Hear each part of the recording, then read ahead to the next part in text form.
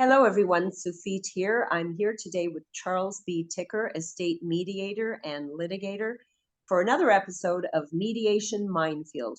What can make your mediation blow up or fizzle out without settlement? So, welcome, Charles. What I'd like to discuss with you today is the style of mediator and how perhaps having the wrong style of mediator can lead to a mediation blowing up or fizzling out without settlement. What do you have to say about style of mediation? There's no question that if you have the wrong approach in a mediation as a mediator, it can stop the mediation dead in its tracks. So let me just talk briefly about a couple of styles and or techniques that a mediator will take. There's a facilitative approach, which is the approach I typically use, where uh, you're not there as a mediator to give your thoughts or opinion on the merits of the case. You're there to facilitate discussions, to listen to the parties, to build trust, to get them to move along the road towards settlement, to coax them, to encourage them, but not to tell them what you think their case is worth or what the likely outcome might be. You're not there to give your opinion. Um, Another approach that some mediators use is more evaluative.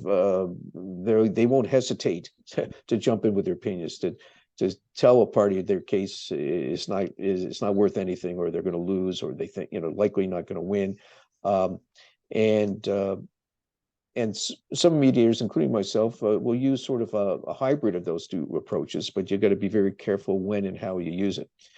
To give you an example where the wrong style can stop a mediation right in its tracks is, I remember years ago I had a case as counsel where two siblings were involved with a dispute, and we retained a retired judge to act as the mediator.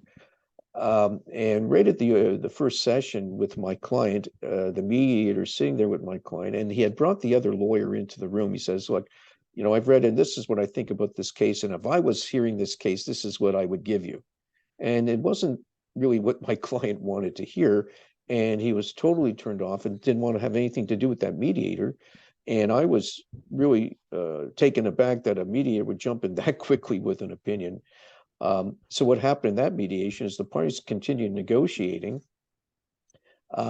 and without the assistance of the mediator, who just sat in his office all day waiting for feedback from the lawyers, and we never did reach a settlement. So there's an example where the wrong style, wrong approach can just put an end to the mediation. I tend to use a bit of both approaches. I tell the clients that the parties I might do this, that I'm a facilitator, and my job is not to give opinions or possible outcomes. I said, you got your lawyers to give you advice on that. So I'm there really to build trust, to listen to the parties, to get the family background, to get them to have faith in me, to trust me, so they'll share things with me that hopefully will help the parties reach a settlement. Having said that, if at the end of the day I sense that the parties are getting bogged down on points that they shouldn't be bogged down on, or the settlements within reach, I'll put a little more pressure on both sides, and may weigh in with some thoughts on the merits if I feel it's going to move the parties towards settlement.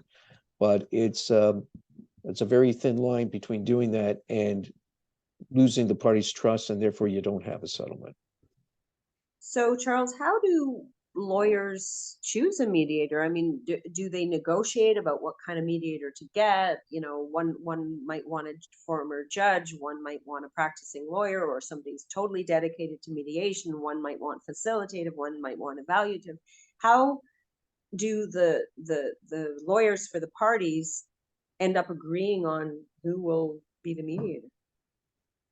Well, typically, the lawyers will present one another with a short list of mediators, and it's not unusual for there to be a discussion of what approach might work, and sometimes the lawyers think that a more evaluative approach, maybe a retired judge or just a mediator takes that approach, is the right choice. These clients, they need someone to knock some sense into them and give them a dose of reality and let them know what their case is really worth. Both lawyers feel that all the clients have unrealistic expectations, and they need someone to tell them what it is and what they should settle for. In my experience, that doesn't necessarily guarantee success at the mediation, because the clients have their own ideas about the case, and they don't care if it's a retired judge or a mediator or a lawyer with 50 years experience. They don't care. All they care about is what they want and what they think the case is worth. So they're not going to be necessarily persuaded by someone who has authority or former authority to settle the case. And sometimes maybe the lawyers are just looking to hear what a retired judge might do, to sort of get a sense that a sitting judge might go the same way. So that approach can work, but in my experience, it doesn't guarantee success. With some types of cases that aren't as emotional, maybe an interpretation of a will or an accounting issue, having a more evaluative approach might work. But in my experience, what is going to work is a sense where everyone feels that the process is working, that they've had that their interests and stories have been listened to and heard, and listened to, more importantly, and that builds trust, and that gives them faith in the process, and hopefully leads to a settlement. And we're assuming here that the lawyers really want the case to settle. They're not just going through the motions, because of course there's a conflict of interest here, right? If the case settles, the litigators stop billing, but hopefully that's not a factor. I don't know if that is something you've noticed or not. Well, I would think for the most part, there's lots of work out there, and whether they settle the case earlier or later, I think most counsel want to see the case settle.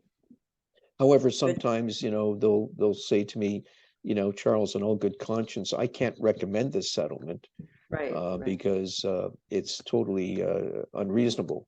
And if the client hears that, they probably won't settle.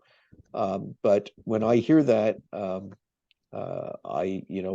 once again, I am always optimistic and try to deflect that and say, I hear you, but what if you're wrong?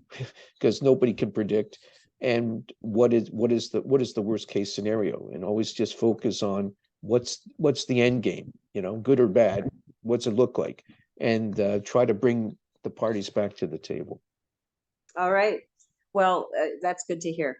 Thank you very much. Our guest today has been Charles B. Ticker in another episode of Mediation Minefield. What can make your mediation blow up or fizzle out without settlement? Charles, thank you very much. My pleasure.